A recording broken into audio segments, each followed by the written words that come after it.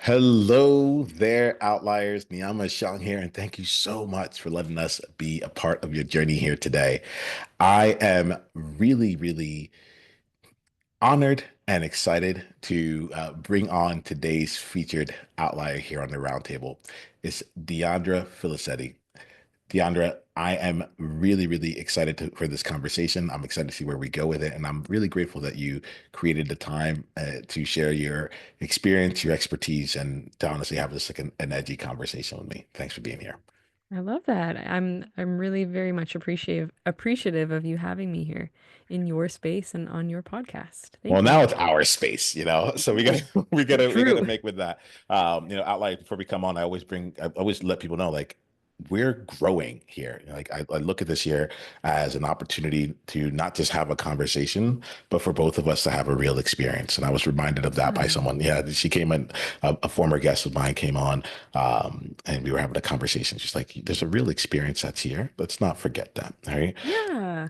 Yeah, we'll see. We'll see what we create from this one here. I'd love to give outliers a chance though to get to know you. Would you mind, Deandra, sharing a bit about you and the game you're currently playing? Ooh, I like the way you framed that. But yes, I am currently running my business called Driven by Co. And aside from that, what I want to share is what I'm truly passionate about. I'm truly a learning and development person through and through. I enjoy creating learning experiences. I enjoy seeing people engaged in those learning experiences. So my work is really around getting people engaged and giving them the skills that they need to accomplish something new.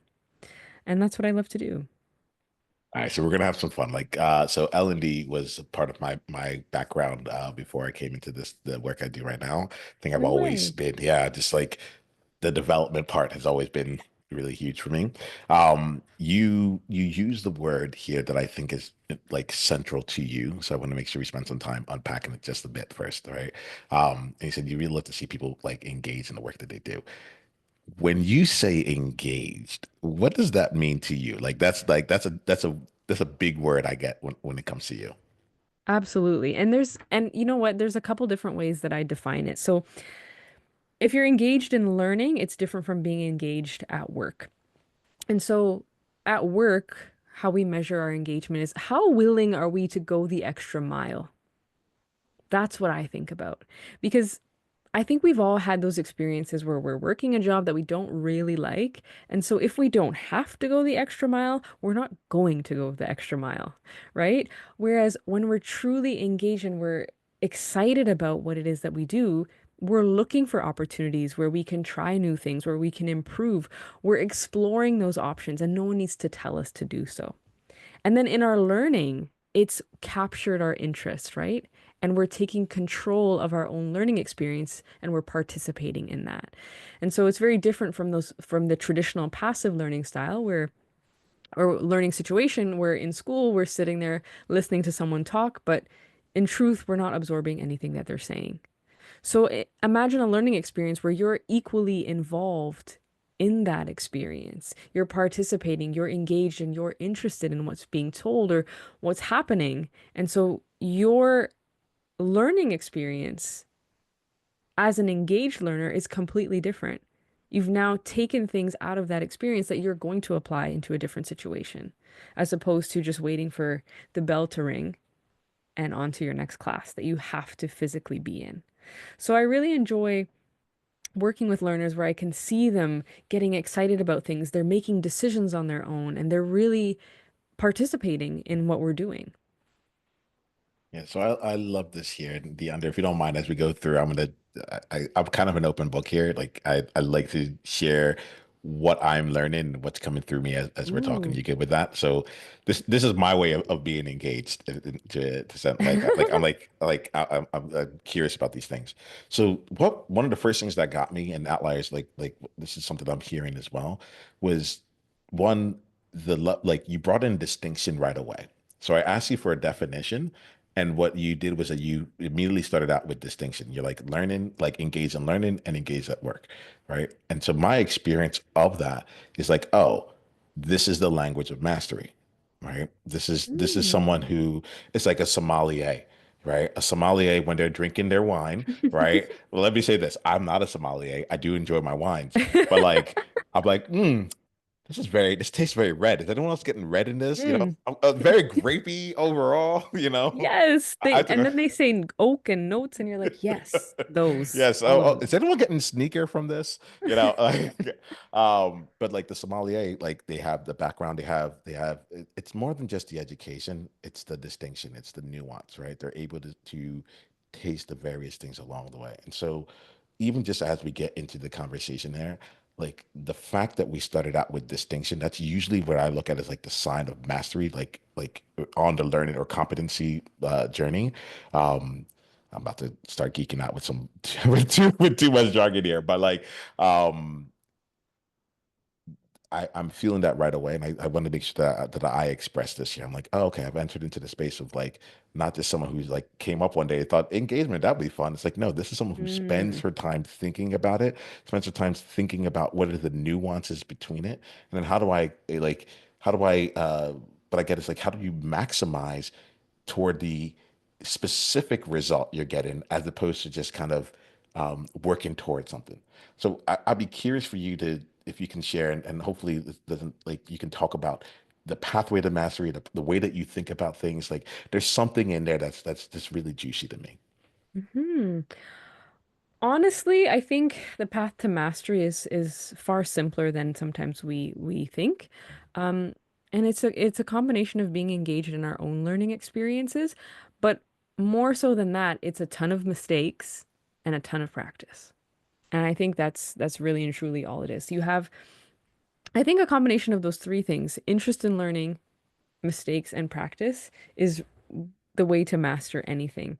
So for me, yeah, while yes, I've done education and courses in learning and development, I've also just put myself out there in positions to deliver learning and development, to speak on these things, and then I make a mistake, but then I'm also engaged in the process of, okay, what went wrong here? And how am I going to fix it for next time? How do I correct? How do I course correct?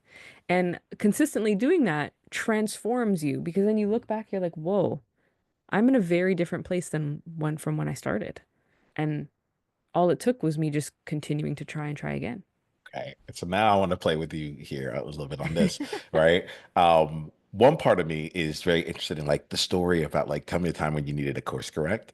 But Mm, I think something that's really interesting to me is the actual act of course correction, right? And I'll put it this way. I'm someone who loves volume, all right? And so like I just tend to do a lot when I do things and hmm it's fun for me. All right. However, I've learned that in doing volume, it doesn't necessarily mean that you're learning a lot, right? hmm And so I can oftentimes do the same thing over and over and over and over and over again and keep getting the same results and not know how to get the next thing. It's part of why even hmm before we came and hit record, I was having like an experimental conversation with you because I'm like, maybe this is the way to get what it is that I'm looking for, right? hmm Um, and so you talked about course correction, and one of the things that I've learned is I'm like, oh, it's not enough to say I'm just experimenting or I'm just testing it out or I'm just going to do it and see how it works. Like or what happens like there's an actual mechanism an actual process involved to learn and do that course correction. So I'm curious about your process. I'm curious about yeah, let me say that I'm curious about your process. I'm curious, like let's start from there. I think, I mean, you hit on a really important point though. Like you said, it's not just about saying that you're experimenting, but at the beginning it is, right? Like at the beginning, you cast a wide net and you try a bunch of things. And then the important part is that you refine, refine, refine, refine, refine. And I think that's the hardest part for entrepreneurs, but also for people in general. Because it's almost like in the process of trying to refine, we almost feel like we're limiting ourselves, but in fact it's the opposite. And that was very hard for me. But the point is that you're being intentional with where you want to go. And so really thinking about, from each of the experiences that you have, like what really and truly went well, and how do I double that? And what didn't go so well? What can I let go of? And that's the hardest thing. Like I even just think about, when you go in your closet and you're trying to like get rid of your clothes, and then there's clothes you're like, oh, maybe I'll wear this, but even though you haven't worn it in the last like 3 years, but you're like, just in case, I'll keep it. I am that person. And so to Hmm. translate that to my business was hard. But over time, after seeing other people do it and seeing what they let go of and seeing how they kind of course correct and get to this place of mastery, it's like, okay, I have to do it too. I gotta throw away the sweater. Yeah. Okay. So like now I'm thinking about like for me it's not these things don't even fit. They're just like a moment from 15 years ago when I went to that concert. I'm like, but do I want to throw it away? Like I'm ready to give it away now. Mm-hmm. You talk about letting go, and that Mm-hmm. gets me really curious here, right? Mm-hmm. Because well, there's two things. One, the letting go gets me curious, and two, if you weren't watching the video of this and you just heard the audio, like when you talked about like refinement as like a way of almost getting more of what you wanted, like my brain just went haywire because you said something along the lines of like we think it's going to limit you, but it doesn't, right? Mm-hmm. And I have a visceral response to limitation, right? And so Yeah. I Yeah. like to follow in where's my nervous system being like feeling challenged. So that part really challenged me. Um, Mm-hmm. I'm realizing like I'm having a hard time even being creative around how letting go like actually leads to refinement. So can you help make that real? Maybe like let me understand like a part of something that you did that thought was great, and then there was a letting go portion of it. I'm really curious to see how that actually plays out in real life. I mean, I have a specific example. Like this was my experience. So when I first started out in like workshop facilitation and training facilitation, I was like, I'm going to do every topic because I just love training. I just love learning and development. So I'm finding myself in situations where I'm doing training on all kinds of broad topics, and yet I'm not necessarily a master in any of these topics. I'm just kind of like putting together a little bit of research, creating a training, and going ahead and doing it. And the thing with training, like you can be a great facilitator, so you can get people engaged, but when they dig deep and have all these questions, you might not have the answers because you're not necessarily a master. Now, so at the beginning, you're kind of saying yes to all these different training sessions and you're all over the map in what you're doing. But then over time, as I really got interested in the engagement and the leadership, I started creating variations of workshops and training around those topics that I had a lot of depth of knowledge in. And so when I go to these events or when I have to design these trainings, I have a lot of deep knowledge that I can pull from, so it takes me less time to put something together, as opposed to trying to research, oh, you want me to do a workshop on camping, let's just say, for example. I've never actually been asked that. But I don't know much about camping, so I'm going to have to spend 3 hours of research to put something together for you. Meanwhile, you could get an expert to come in and do it like this. So, what I mean by limitation is we just want to say yes to everything, but what we're actually doing is not preparing ourselves for the best opportunities. Because when we are prepared for the best opportunities, like I'm telling you, this is just something I've learned recently because it's happening to me now. Um, all of a sudden, the right opportunities start coming to you, and you're like, oh yeah, I'm perfectly suited to that because I have this experience, this knowledge, and it's deep. It's deep, and now I can fill up my time with things of similar nature, which take me less time to prepare for. So that's sort of what I mean. Yeah, no, no. I get you. I feel you in that. I'm breathing as you say this because uh there's probably like two parts of me. There's the part of me that's like present right now, and then there's the part of me that I grew up with that like wants to Hmm. fight this so badly, you know. Hmm.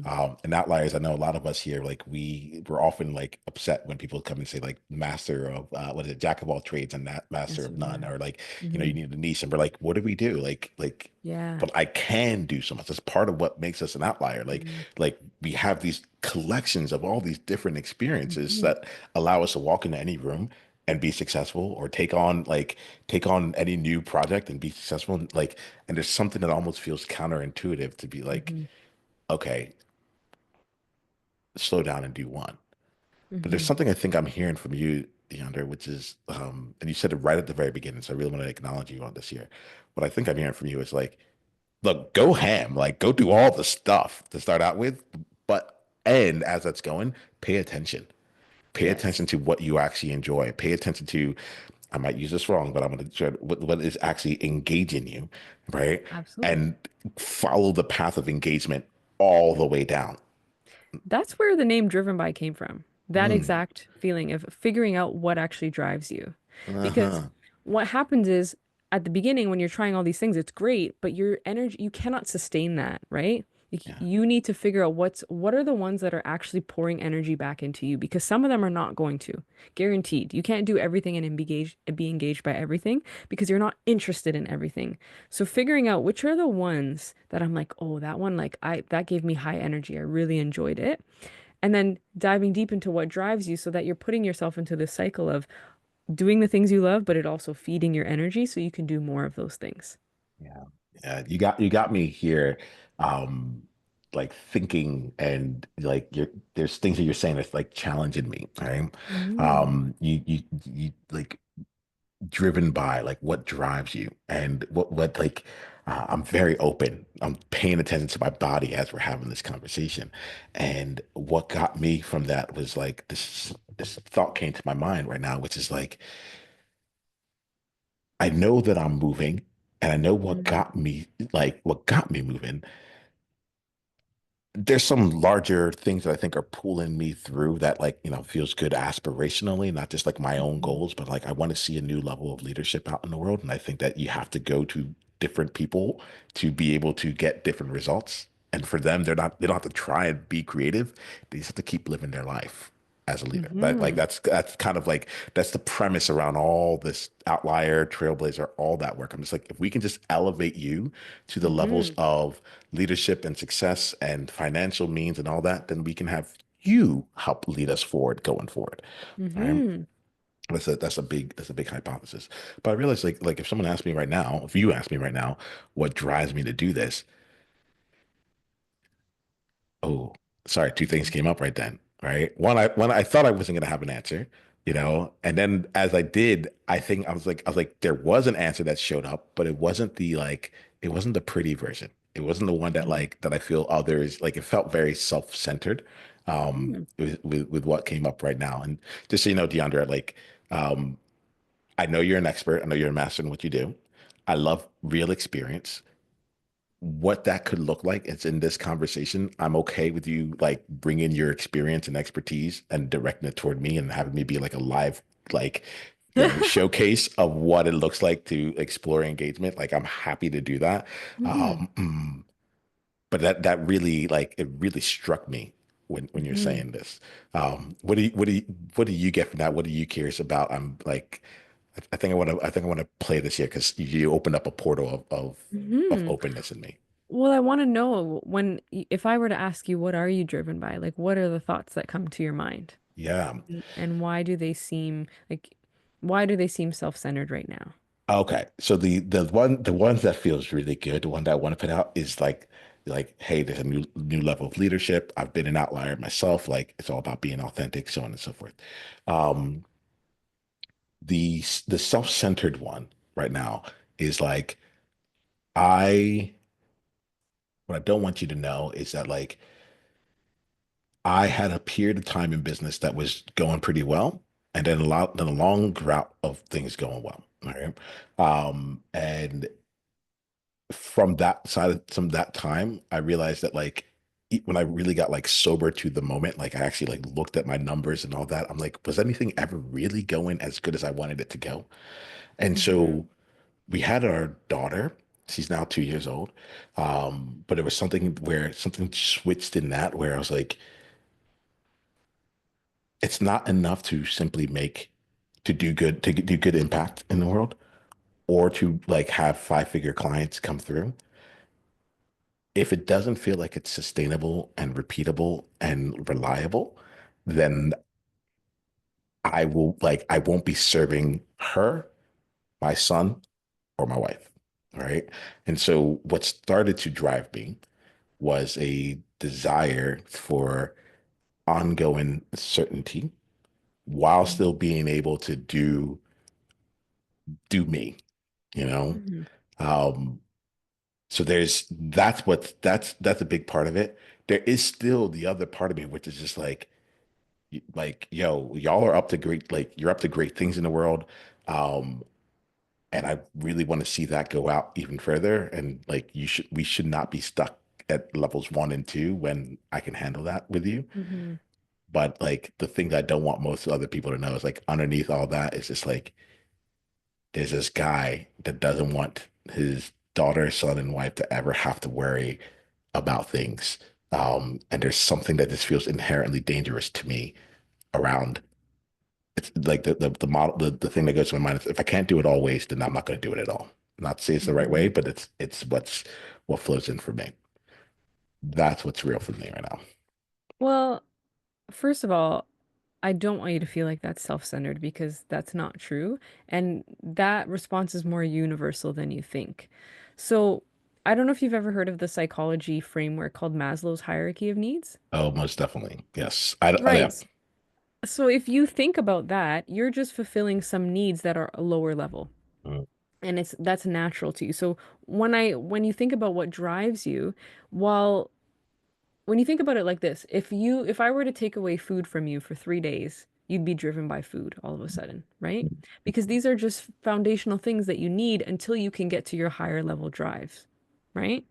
So at some point, what happens is once we figure out our lower level drives, and I think we're all in the space of trying to figure out our career and making ourselves successful so that we can ensure that, we have enough money for this, that, and taking care of the people around us. Those are all natural needs that we have.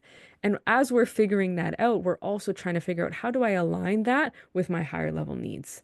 And those higher level or deeper needs, I call them, are your true drives. So I never want you to feel like you're being self-centered for just trying to fulfill your needs in the best way possible for you and your family. So my experience of that is something that opens me up, right? One, it feels good to be part of like for as much as I'm the authentic, unique outlier, it feels good to sometimes just be a part of the fabric. It's like, Mm, like this makes sense. Your experience of life makes sense. So mhm, thank you for that. mhm, Um, I think that if I'm being real with you, that element of like what I called the self-centered part of it, it's like I was used to the sobering moments for me came from when I was like I'm approaching I'm driven by like the self-actualization, like the mhm, highest parts of that pyramid, you know. mhm, And I looked at it, I'm like, yeah, I'm self-actualizing, but I was missing out on like I was doing it without seeing what the other needs were. And mhm. like that to me right now, the person you're meeting right now, that's translated into the work that I do. Um, from the standpoint of like, gosh, how awesome is it to like, I know what it's like to be on that self-actualization journey and then have to step off to go take care of needs. Let me make Yeah, sure that none of my people ever have to do that because like I just want y'all to be good. Just keep actualizing and let's yeah, play that game over and over and over again. mhm, And we'll make sure that the needs part is just like covered like that. Like we don't have to worry about that. Like yeah. we'll just give you the I mean, systems to get that going. life has its way of bringing us back down to thinking about our lower level needs, Mm. whether, it's someone gets sick in the family, all of a sudden self-actualization doesn't matter, you know? Life has a way of bringing us up and down to remind us of what it is to satisfy those important needs. So that love and belonging layer in the middle is a really big one, right? Imagine a breakup shakes up your whole world. The sickness of a loved one shakes up your whole world. Your own sickness, well, that would be a lower, like your own safety and health. But I just feel that it's so natural to ebb and flow between what you're focusing on in that pyramid.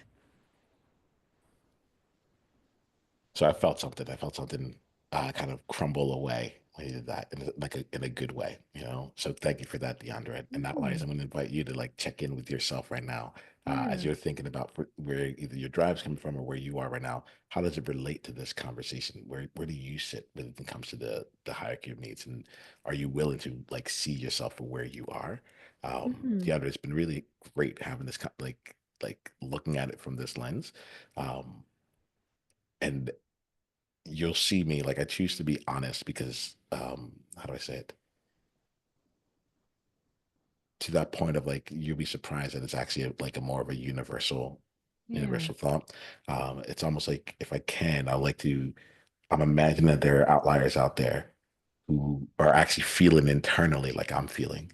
They see Mm. externally a lot of great things, you know, but internally are feeling this and they're holding themselves back. So I wanted to say I'm grateful for this here. Um, it's the reality of it all, at least right now, right? At least the reality Nice. I'm choosing to lean into. Um, and to be honest, on the engagement front, I'm kind of having a little bit of fun here too, because Good. it's different. Like it's changed to a level of practicality. Like I've learned so much more about business and like how I've started to embrace parts of myself that I had let go for years. I'm like, I'm good at math. I'm good with economics. Like this was my like degree growing up. Like, why am I not leaning into this here? Hmm. Because it's odd, but it almost feels like it's a different path to self-actualization. It's just that this one's just like it's just rooted in all of me, all of me, not just the higher self, all of me. I'm like, oh, my lower self gets to come along for the ride this time too. You know? Yeah. Yeah. All right. That's good. That's really good. So like, this is first, I appreciate you because you asked a very simple question. It all came back to like what drives you, you know? Um, and part of what I like really am enjoying about this as well is you've been able to craft this all and become like take this to a level where you understand it, you get the nuances, you're really great at being able to like share it in a way that people can digest, you know? And so thank you for doing the work to make that possible because I understand that doesn't just come like yeah, like this is through those iterations here. Hmm. Um, Thank you you. talked about, yeah, definitely. You talked about engagement or being engaged. You talked about engaged in learning. You talked about engaged at work.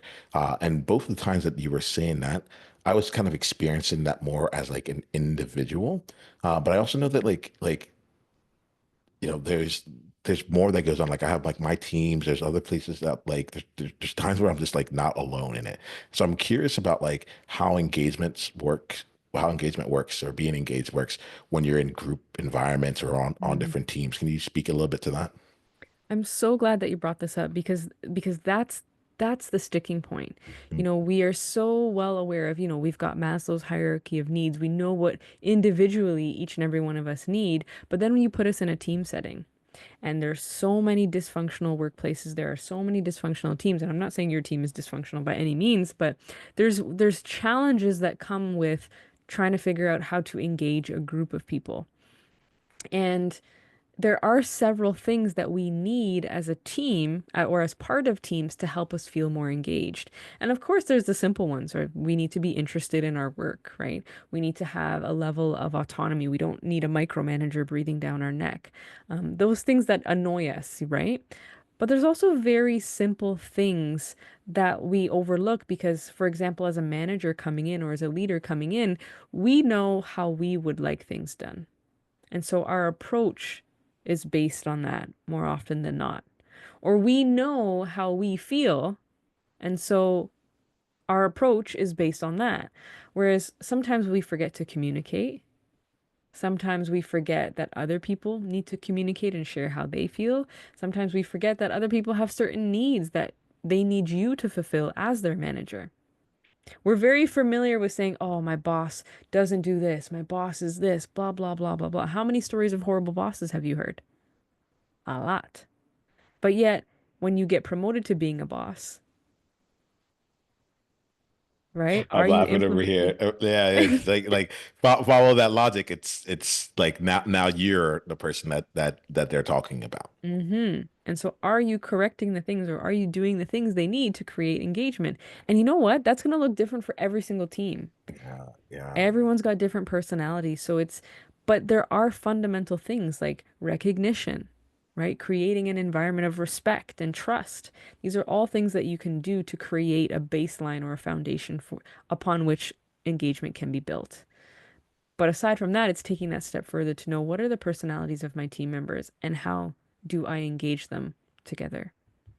I have a So it's couple questions here. Do you mind if I yeah, bring okay, in? yeah, please, Yeah, please ask because yeah. it's hard to answer that so broadly Well, because I it, got it you. really is dependent on the team. Yeah, you give me enough to like get very, very curious about. So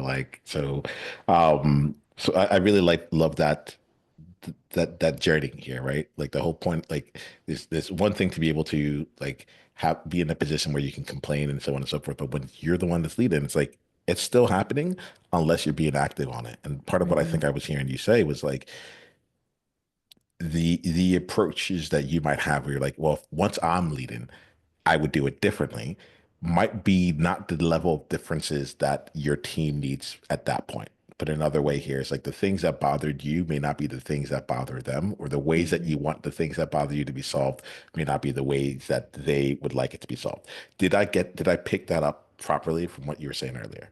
Perfectly. Okay. All right. Perfectly. And sometimes we overlook the things that our bosses do well, right? We just assume Mm, like these are things they're doing well. So that's just, that just sort of happens in the background. So when we get promoted, it's like, do we actually implement the things that have gone well? Or are we just focusing on, let me correct all the things that I didn't like? yeah. Okay. All right. So I think I'm curious here. This may be a little bit more distinction. This might be like some of the things, like some things that you look for, or what you might say like makes an engaged team. I'm thinking about right now of what is it? The Q10. So this was it's all right. It was an assessment that I used to give when I was back in my organizations. But I'm curious how like you would determine Hmm. like, or if I was a manager of someone, like how I could determine like is my team engaged and on what basis should I be looking at to have any kind of assessment of that? Hmm. Yeah, that is a little bit more complex and it depends on the size of the team. Sometimes you just know, you can see Yeah. disengagement. But what you're really looking for, What so might there's that look two. like for you, by the way? Like if you walked into the room and like you're just like, I'm gonna shadow this. I'm just gonna shadow around. Like I'll be a secret shadow person, just seeing how the team operates from afar. Like what might be some telltale signs that there's disengagement going on? Biggest one is how they respond to emails. How do they respond to emails? Are they putting up, so are they answering questions with questions? Are they putting up roadblocks? Are they doing the as per my last email? Or is their attitude? Those are the like actively disengaged people, right? What are they doing with their time? Are they on their phone all day because they don't want to do things? Do they not step up to help other people? Those are the actively disengaged, but then on the other end of the spectrum, you've got the engaged, but then the ones in the middle are hard to find. Okay, I'm gonna ask this another like now I'm curious. So, there's the phenomenon, the buzzwords around like quiet quitting, right? And so when you're Hmm. like, I'm very curious if quiet quitting and engagement have any kind of correlation to you in your mind, and like and what you might see around that. Yes, absolutely. So quiet quitters are those in the middle that they're disengaged, but they're not necessarily actively disengaged. So they're not actively creating like a toxic environment or putting up roadblocks, but they are not engaged in their work. So it's hard to find those people because they're not necessarily going to share or express their frustration. So for me, what I do, it's generally through interviews and Okay. surveys, and managers can find these things out by doing interviews and getting to know their people and getting to know what their interests are. But sometimes it's hard to get those answers out of people. It really is like for them to admit that, I hate this job, and then they quietly quit. So this is like interesting to me because like when you as you're talking, it kind of makes me think about like the net promoter score. I haven't done Mm. too much work with it, but part of my understanding of it is that like basically anything less than like a certain number is basically a zero. Mm, So mm, it isn't like 4, 5, and 6 are not like actually a hmm. middle. It's just like if you're not promoting, you're not there, Yeah. Yeah. and that's kind of the sense that I got from you right now, where Yeah. it's like oftentimes we treat like middling engagement. I'm going to use that probably a little loosely. Like I know I'm with the master on this, but I'm gonna cheat. We're gonna take like middling engagement, like oh yeah, they're kind of lukewarm. Like they have good days, bad days, pretty solid work. Sometimes I'm like where they are, it almost feels to me like, at least in the current work environment we're in right now, that like Hmm. something closer to like, look, if you're not seeing them engaged, assume they're disengaged. You know, how much Yeah. disengaged we will like that spectrum, like you can tell, but like if they're not clearly engaged nowadays, they're disengaged, and you can see how actively disengaged they are when they're like fighting back. What are your thoughts on that? I'm making this up in real time. No, I think you're absolutely right. I think that's a great way to look at it because, I mean, especially if you can see a difference, right? Like if you can see a difference when they're actively engaged, and usually when someone's first hired, they're actively engaged, right? Until something happens to chip away at their engagement. Something happens that or something they didn't get chips away at their engagement. And so I think you're right. If you're not seeing active disengagement, there's somewhere on that disengagement scale. Maybe they're at a 1 level of disengagement and not a 10, but there's some disengagement there. And I think as a business owner or a leader, you're missing out on productivity because it comes back to what I said at the beginning. It's, are you willing to go the extra mile? Well, the more disengaged you are, the less willing you are to do that. Well, why would Yeah. you? I love that too. And I think that like some of the other things I think about with this, like other hidden costs there. It's something that's newer to me when I think but it came through the context of business first, but I would apply it. Let me rephrase this. It came to the context of getting clients first, but I look at getting Hmm. clients and like, recruiting talent and improving them along the way as two parallels, just one inner and outer, right? And the phenomenon was about word of mouth. And so the person I was listening to was saying, most people want word of mouth. They like, and they're like, oh, I just want to go get like word of mouth. But they don't realize that there's two sides of it. There's good word of mouth, and then there's bad word of mouth. And Hmm. most Hmm. people have bad word of mouth working against them, and they just Hmm. don't even know. And so, like, as I'm thinking about this in your context, it's making me think about what is the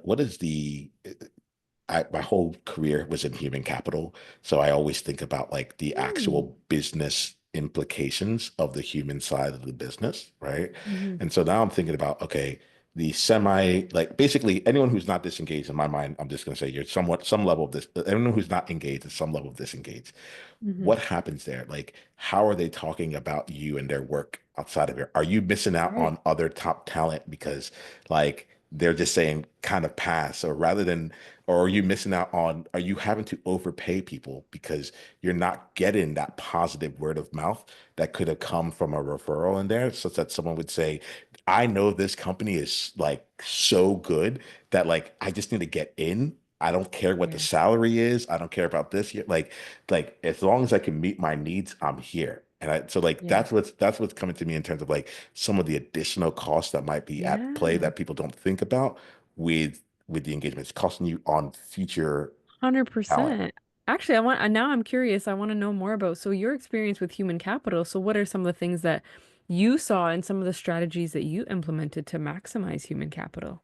So like this is it's actually really interesting. So the way that I'm very good about it in response, right? Because I, Mhm. I spent 6 years at Deloitte. I was a retirement Nice. actuarial like consultant. Mhm. What's going on for you?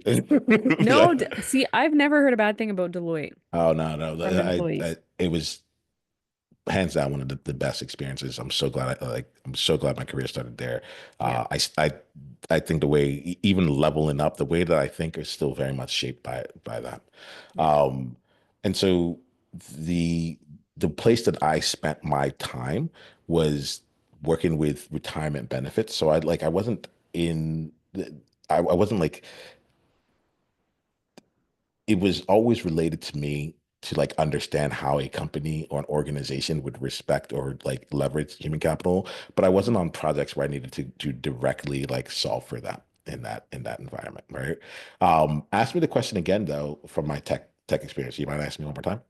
Absolutely. I want to know, when it comes to human capital or teams in general, what were some of the strategies that you implemented that worked that you saw a result in engagement? Yeah. So I can answer this question more fully from when I went to work in tech. So I work at a company uh, in New York City. It was a tech company there, advertising technology. It later got bought by AT&T for like 1.6 bill, right? And I started out on the learning and development team. That's what brought me out of the retirement space.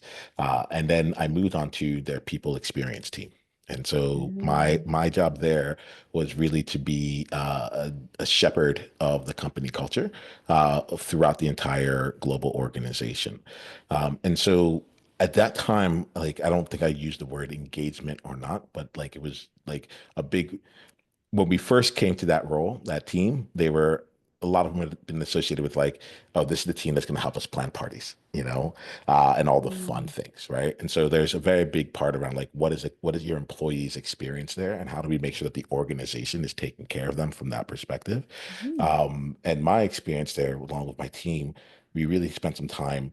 Uh, Finding out more about like what else is necessary for for the organization to thrive. So some areas where that was involved in a lot of my experience went down to looking at the different groups of people throughout the organization and how we could support them. So this went from the diversity and inclusion groups to uh, each office. And I think in this case here, I'll look at this from like one of the programs we ran out there, which was like a culture champion program. This was about 7 years ago now. So I'm Mm. sure that like people are more on the cutting edge than what was cutting edge back then, right? But the engagement level that the thing that it's making me think about was the slowing down with the group. And well, I think that program ended up being a successful program because we actually slowed down and actually did multiple focus groups with people in across the organization in their various offices, right? And with very similar questions, found some unifying elements about it all, and we conducted it. The next thing that happened was that we actually shared that information with the entire organization, which then said like, hey, we did this thing for a while.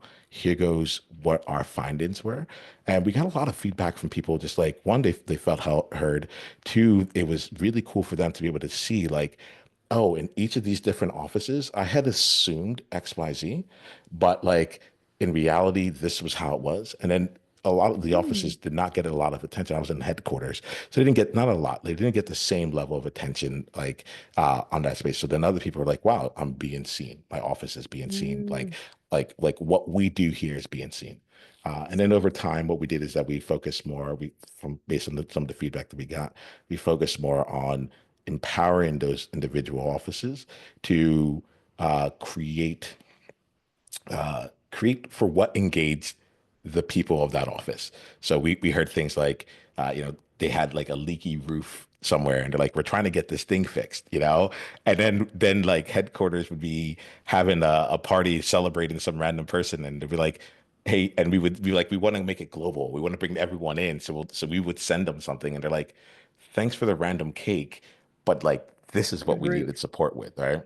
And so we Mm. found ways to start empowering them through budget, through like getting different like leaders in the organization to also tie in and make sure that we were elevating their needs on a regular basis by giving them the Mm. power to go and handle their needs. So I haven't brought that up in a while. Thanks for giving me a chance to go back to that. But Yeah. that feels that one I can speak to more specifically because that was because of my direct involvement. So what I'm gathering from that is making sure people feel heard Oh is yeah. very important. Yeah, I would say heard and then empowered to make changes along the way, Hmm. right? And it was and like but like really empowered. I think the budget part made a difference. Budget part made a difference. Getting an internal sponsor, like an executive sponsor, so they weren't just out there on their own, but they're like, I have top level buy-in on this. I buy in there, and they're not messing around. Like they're letting us choose how to leverage this budget in a meaningful way Hmm. for what works for us. Amazing. Thank you for sharing that with me. I find that, see, that's something I'm really interested in. Yeah. Oh, it's I appreciate you asking. I don't think I've shared it on here before. It's a very big part of my life. Some of my fondest memories in terms of talking about being engaged. Like I remember coming in weekends, not because I was asked to, because I wanted to. You know, and finding ways to allow visions to come, like my visions to come to life. And um, yeah, that even started at the what's it called? The recruiting and hiring process. Like even in the interviews, they were creating me such that this would be how I showed up. So Deandra, I am I'm thrilled that we've been able to have this conversation. It has been incredibly engaging, not to overuse the word, but to be actually like really true to it. I'm like, I feel like I've learned a lot. I feel like you've challenged my thinking quite a bit, and I'm deeply grateful for you. And what we're going to do is we're going to end this conversation in just a bit. And the way that I like to end each conversation is I'm going to actually give us three ways this time. I usually just do two, but like I like your style, right? So we'll do it one at a time here, right? So the first one is with an outsight. An outsight to me is something you want to share with someone else, right? So an outsight came from someone else. And so my ask is, what's an outsight that you like to wrap up this conversation with for any outlier out there to be thinking about or any trailblazer out there to be thinking and applying for themselves? What's an outsight you got? I think I'm just going to stay true to what first came to my mind. And maybe it's not necessarily valuable for the trailblazers who are already doing it, but for the people who want to be trailblazers. And that is, don't be afraid to be messy at the beginning. Just practice and learn from your mistakes. Mm, And I think the first time you got on a bike, when you're trying to ride a bike, it was difficult and maybe you fell. But the 100th time riding that bike, you could do it no problem. So just take that logic and treat everything in your life that way and just keep practicing, keep riding, keep pedaling. I love that there. And if I'm being real right now, I think that might even apply even more to people who are already trailblazing because now there's something at stake. There's a name. They know each other. They're known for something. They are seen as a master, Hmm. but they're like, how do I keep learning if the way I got here was by making mistakes, you Hmm. know? So I'm really Mm. glad that you said it because like yeah, what most people don't like, even now, like I have to be like the way I learn is by like like being like, by the way, this is weird thing just happened inside of me. And I think if I don't say it out loud in front of people, then I would there's just something about it. So just it just really Yeah. resonates. Like it's the game never Yeah. stops. Yeah. Yeah. And I love that approach. So I have to say, Nyama, like it has been a pleasure to be here. And I love that you're heart driven and that you take moments to pause and really address what you're feeling. And I think that's so important because then we can have an honest and a conversation that flows well and one that we both like we're creating that experience just like you said. We created the space and that's partially because of what you're doing and how you're approaching this conversation. So it's been an honor to be here as well. I think and I received that there. Deandra, like, wait, hold on one second. I wanted to just move on, but like it's hard to receive and actually receive. So I thank you and I received that. Deandra, as we wrap up here, there's two more things. The next one Mhm. is I would love for you to make sure that outliers know how they can continue down the journey with you. You're Yeah. fascinating. You're engaging in and of yourself there. And for any outlier that's looking to find more engagement for themselves, for the people that they work with, or for their teams, like what's the best way for them to move forward? Best way to be to find me on any of my social channels. Um, Online, I'm pretty much at Driven by Co, so Driven by CO on all platforms. And otherwise, LinkedIn is my personal name, so Diondra Filicetti. Also, my website is drivenbyco.com. Okay. I'm glad that you made that distinction there. All right. Hmm. Outliers, like let's stay in Deandra's world here. Um, DeAndre, last question I have for you here. We're going to put outliers over to the side, right? And this question is for you. So we first talked about the outside that you had for them. Now I'm curious about the insight that you have. Like, how are you leaving this experience here? What is something that you're taking away? And if you're not walking away with anything, that's totally fine. Just say that as well. I think for me, and this is something that I've been very much reflecting on in the last little while, and that is just to be more intentional with my time. Um, I need to start focusing more on the things that feel good to me and letting go of the things that I just simply feel obligated to do or to attend. Um, because those are the ways in the past where I've burnt out, I felt stressed out and unhappy because I'm doing things because I feel obligated to do them. And so for me, I would like moving forward to be more intentional with my time, and that means saying no where I need to say no. Oh, I love this. I love this here. Deandra, thank you. Thank you for coming to play. Thank you for yeah, thank you for engaging me honestly in a really real way. Like I'm lit up here. Good. Outliers, let's stay in the unders world, and we'll keep growing with one another. All right. Mm. Until the next time that we all talk, remember this: be you on purpose. Journey on.